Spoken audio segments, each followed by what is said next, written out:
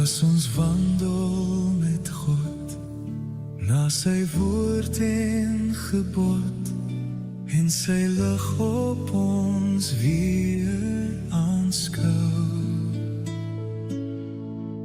As ons sy wil begeer, dan versorg hy ons teer. As ons eerlik wil volg en vertrou. Volg en vertrou op die weg wat hy bou. Jesus gee ons sy vrede. As ons volg en vertrou. Kom ons word stil. Ons hulp is in die naam van die Here, wat die hemel en die aarde gemaak het. Amen. Kom ons bid saam. Here, baie dankie dat ons vandag hier saam kan wees. Dat ons u genade en u liefde kan ervaar. Here, dankie vir die woord wat vir ons gebring gaan word. Here, seën vir Annelies, dat sy deur u Gees kan spreek.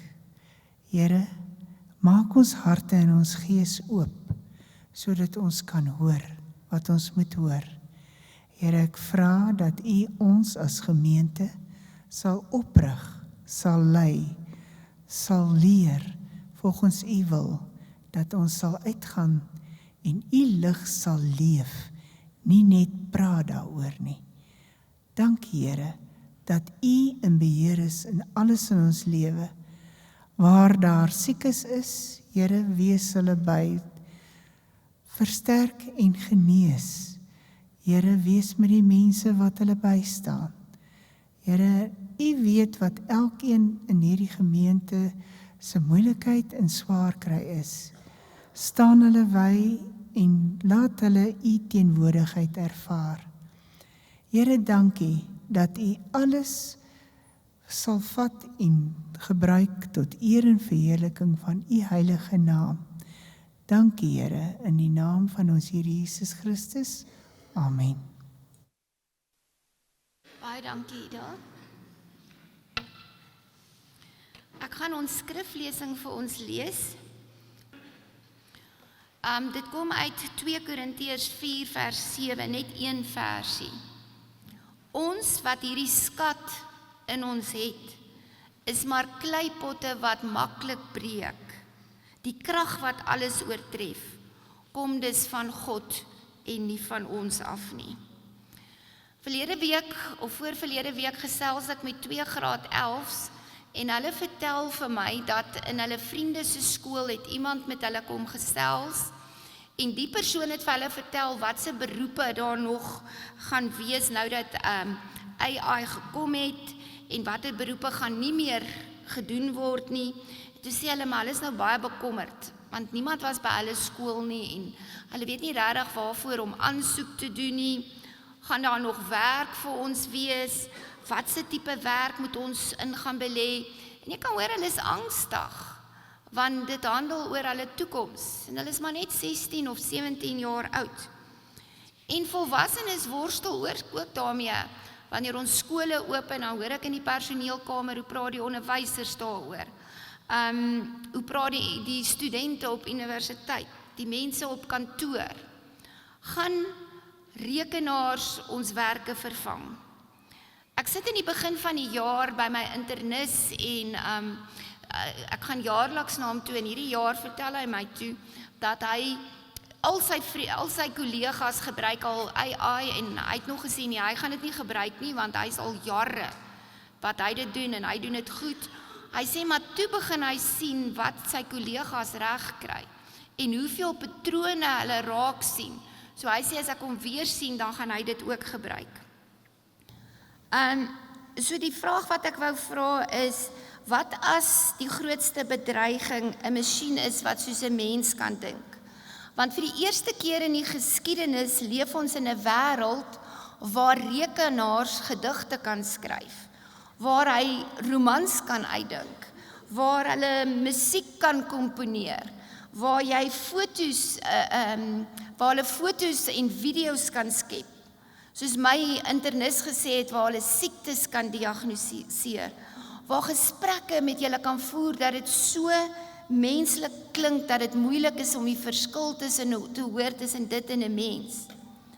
Miskien sit jy hier van die ouer generasie en jy dink, ek gebruik glad nie AI nie.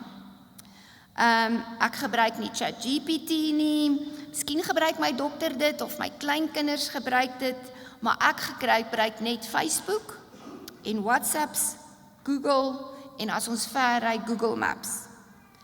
Maar AI is nie net iets waarmee die jonger mense werk nie. Ouma en oupa gebruik dit reeds elke dag, sonder dat hulle dit besef. En ja, ek weet Facebook en WhatsApps is nie AI nie, maar hulle gebruik programme wat dit gebruik.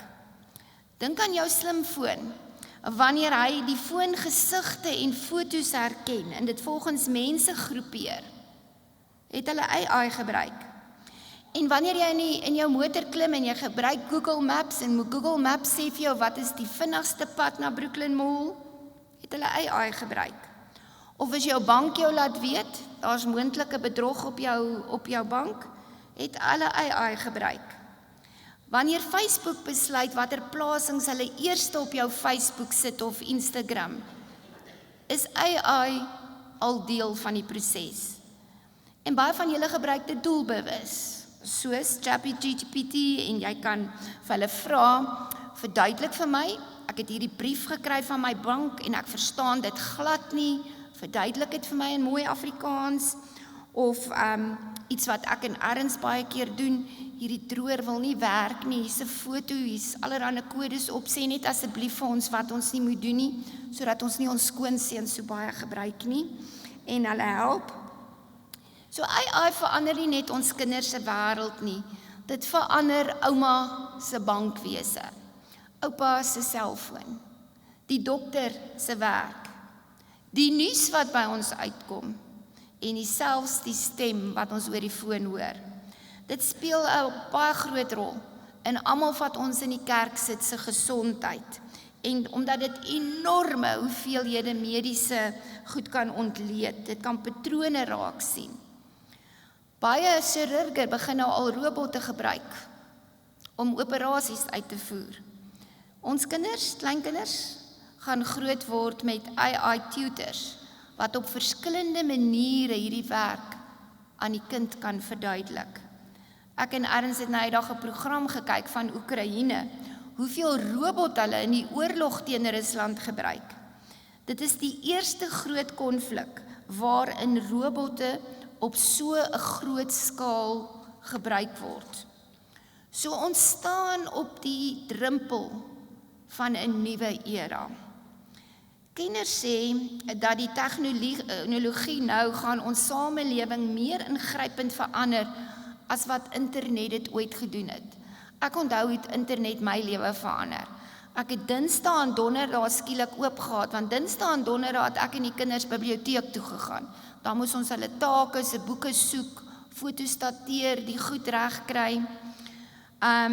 Ek onthou ook Maandag het ek poskantoor toe gegaan, dit was voor in my seels geplak, hierdie moet soontoe gaan, dit was voor e-pos, daai moet soontoe gaan. Vrydag het ek die sleutel gevat as ek die kinders by die skool gaan ophaal, by die posbus, posies gaan uithaal, by die huis gekom, Erns se pos een kant gesit, myne, rekenings heeltemal een kant. Maar dit is alles hoe dit ons destyds verander het, die van julle wat dit nog kan onthou. Maar die geslag van nou gaan waarskynlik groter tegnologiese verandering beleef as enige geslag voor hulle. AI gaan die geneeskunde, die wetenskap, die onderwys, die vervoer, kommunikasie, bykans elke beroep ingrypend verander. So ek het die laaste paar weke bietjie gaan wonder, wat doen masjiene en hoe slim kan masjiene word? Maar toe besef ek vra dalk die verkeerde vraag. Ek moet nie vra hoe slim masjiene gaan word nie. Ek moet eintlik vra, wat beteken dit as hierdie masjiene so slim word om werklik mens te wees. Watter soort mens gaan ek in 'n AI wêreld wees? En dit is baie interessant. Lank voordat mense nog ooit oor AI gedroom het Paulus eintlik my vraag al beantwoord. Hy het nie gesê, julle grootste skat lê in julle intelligensie nie. Hy het nie gesê, julle grootste skat lê in julle vermoëns nie. Hy het nie gesê, julle grootste skat is julle kennis nie. Hy skryf in ons skriflesing in 2 Korintiërs 4 vers 7, ons is kleipotte wat 'n skat dra. Hy sê die mense dra die skat van Jesus se teenwoordigheid. So die grootste skat wat by die mens aangaan, is nie wat in sy kop aangaan nie. Dis wie in sy hart woon, Jesus Christus. Die wêreld vandag is verstom oor wat masjiene kan doen. Paulus sê, ons moet weer verstom staan oor wat God in die mens geplaas het. En hoe slimmer die masjiene word, hoe helderder skyn hierdie waarheid. Hoe helderder moet ons lig skyn. Geen robot kan ooit die skat dra wat God aan gewone mense toevertrou het nie.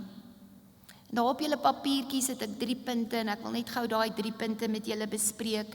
Die eerste ene is, AI kan dink, maar net 'n mens dra die beeld van God. Nou in Genesis 1 vers 27 lees ons dat God die mens gemaak het na sy beeld. 'n Rekenaar kan binne sekondes toegang kry op meer inligting as wat 'n mens in sy leeftyd kan lees. AI kan feite onthou, hy kan patrone herken, hy kan berekenings maak, maar daar's een ding wat geen masjien ooit sal hê nie. God het nooit gesê, laat ons rekenaars of robotte maak na ons beeld nie. Hy het gesê, laat ons mense maak na ons beeld. Dink daaraan, 'n masjien kan 'n hartseer gedig skryf, maar hy het nog nooit langs die graf gestaan en gehuil nie. 'n Masjien kan 'n gebed skryf, maar ken nie die ervaring van 'n mens wat in die middel van die nag langs 'n hospitaalbed staan en bid en sê, Here, asseblief nie. 'n Masjien kan die Bybel binne sekondes deursoek, maar 'n masjien of 'n robot kan nie op sy knieë val en sê, God aanbid en sê, my Here en my God, as ek in eerbied wonder en na al u werke kyk nie. AI kan 'n liefdesbrief skryf, maar net 'n mens kan kies om weer lief te hê, al is sy hart stikkend gebreek. AI kan oor vrees praat, maar dit sal nooit in die nag wakker lê en wonder, het my lewe regtig saak gemaak nie. AI kan die woorde skryf, ek is jammer, maar dit weet nie wat dit kos om jou trots te sluk en na iemand toe te stap en vergifnis te vra nie. 'n Rekenaar kan miljoene berekenings in sekondes doen, maar daar's dinge wat net mense kan doen. Net 'n mens kan uitbundig lag, al was gister vol pyn. En wanneer jy vandag vir jou kleinkinders gaan kuier, of vir iemand 'n drukkie gee, of jou vriend vergewe, doen jy iets wat geen superrekenaar ooit sal kan doen nie.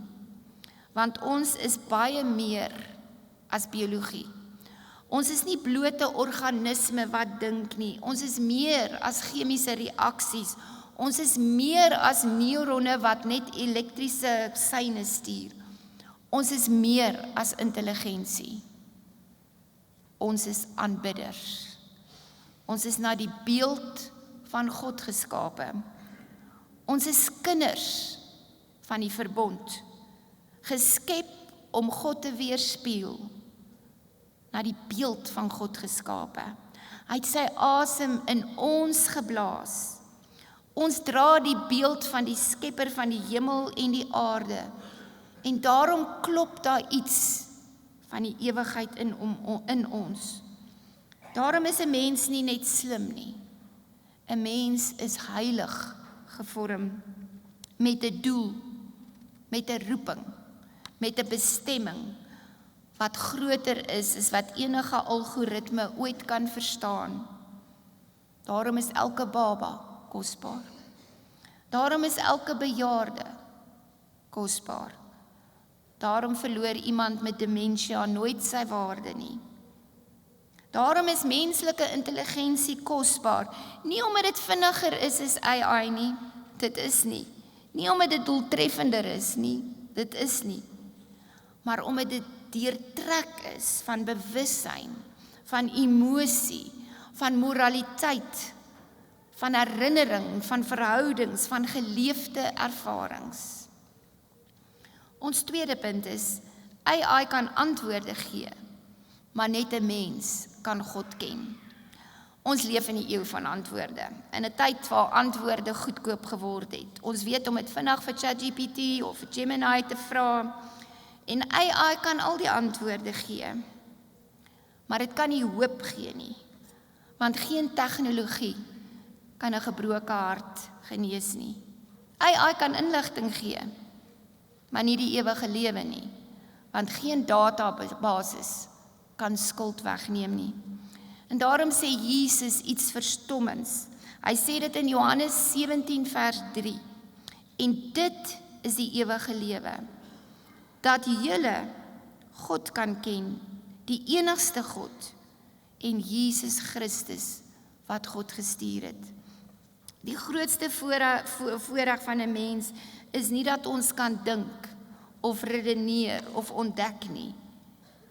Dit is dat ons God kan ken, die skepper van miljarde sterre, die een wat die heelal met een woord geskep het, nooi gewone, gebroke mense om hom Vader te noem.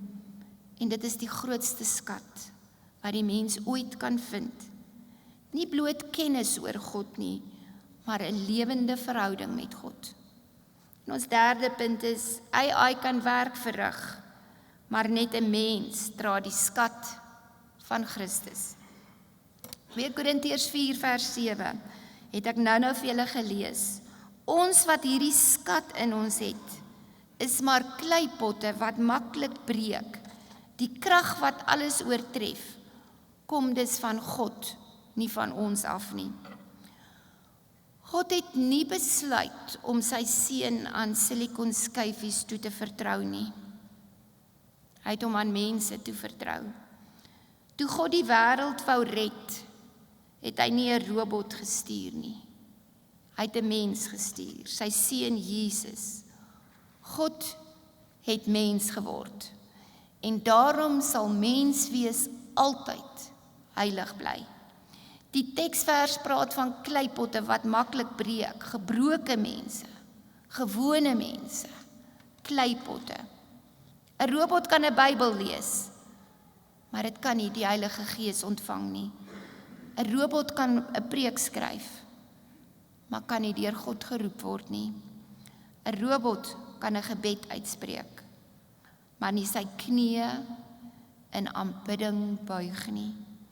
'n Robot kan woorde oor liefde skryf, maar nooit die kruis op sy skouers dra nie. Wat beteken dit prakties om 'n mens te wees wat God se skat dra in 'n wêreld vol slim masjiene?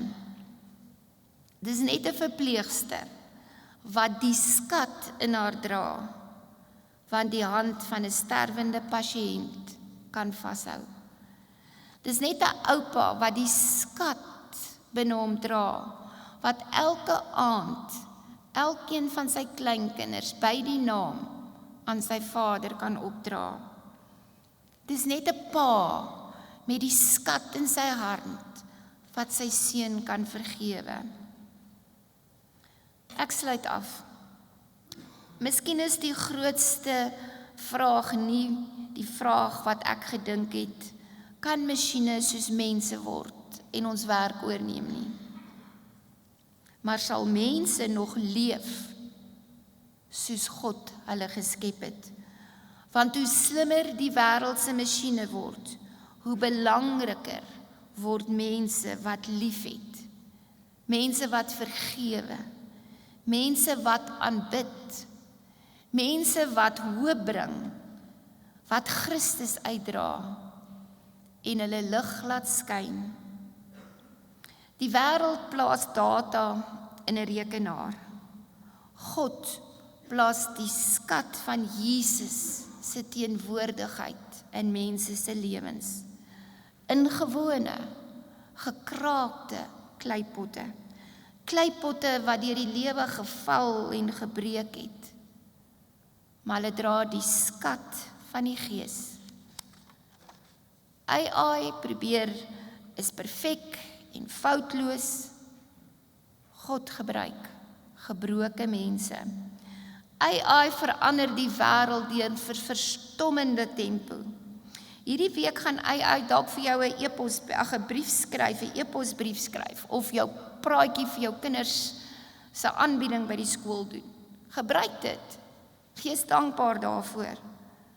Maar onthou dat God nie 'n robot gestuur het om hoop te bring, om gebrokenis te troos of om die evangelie te verkondig nie.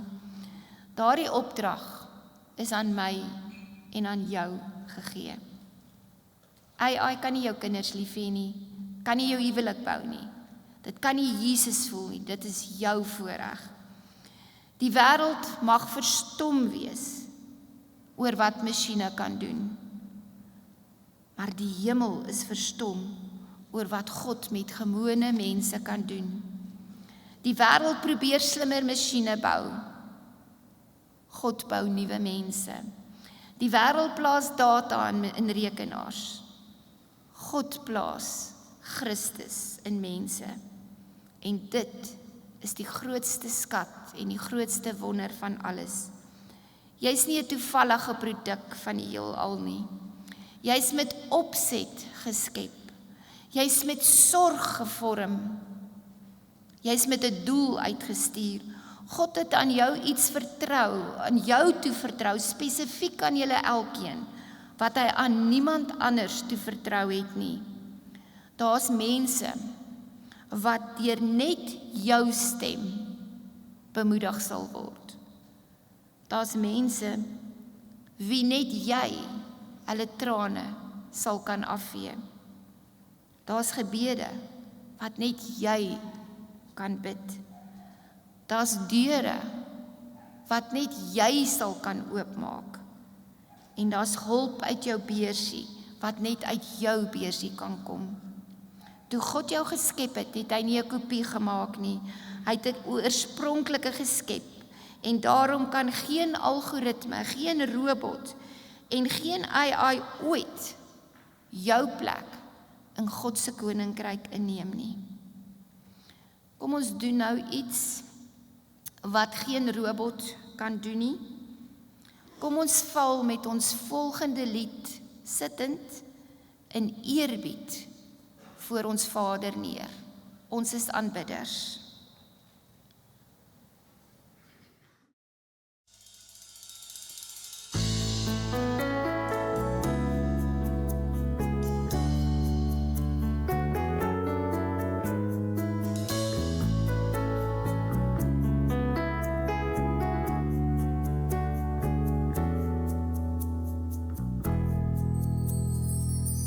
O Heer my God, as ek in eerbied wonder en al die werke elke dag aanskou, die son en maan, die aarde, sterre, wolke, hoe U dit elke dag so onderhou.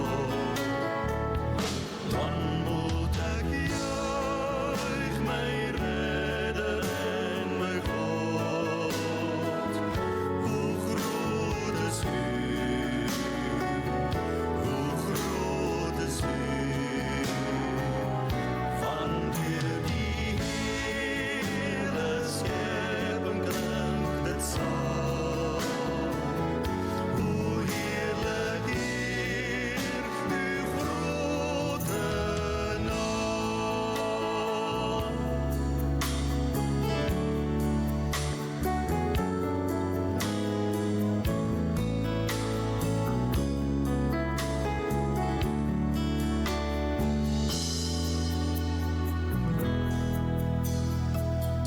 Ek sien die veld, die bosse, berge, vlaktes.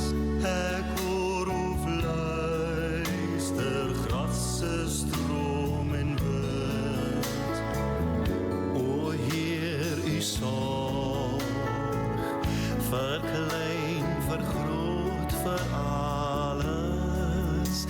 En u sorg dag na dag vir my, u kind. Dan moet ek juig, my redder en my God. Hoe groot is u, hoe groot is u.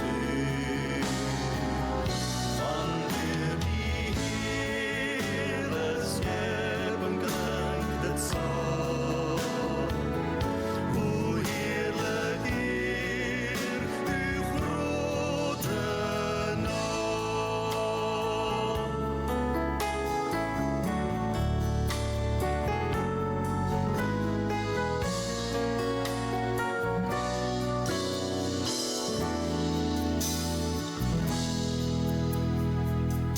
U maak ons deel van al uw grootse werke. U laat ons bid, Heer, dat u ryk mag kom. En kom u weer in heerlijkheid op wolke. Maak u volkomen uit uw eiendom. Dan moet ek juig, my redder en my God. Hoe groot is u, hoe groot is u. Wanneer die hele skepping klink dit saam, hoe heerlik eer uw grote naam.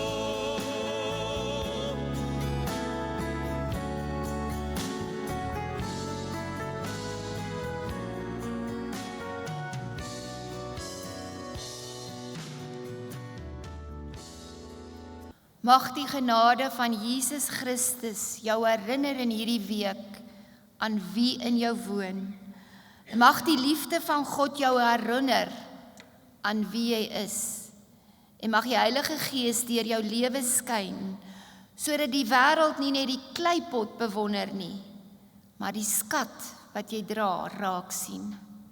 Amen.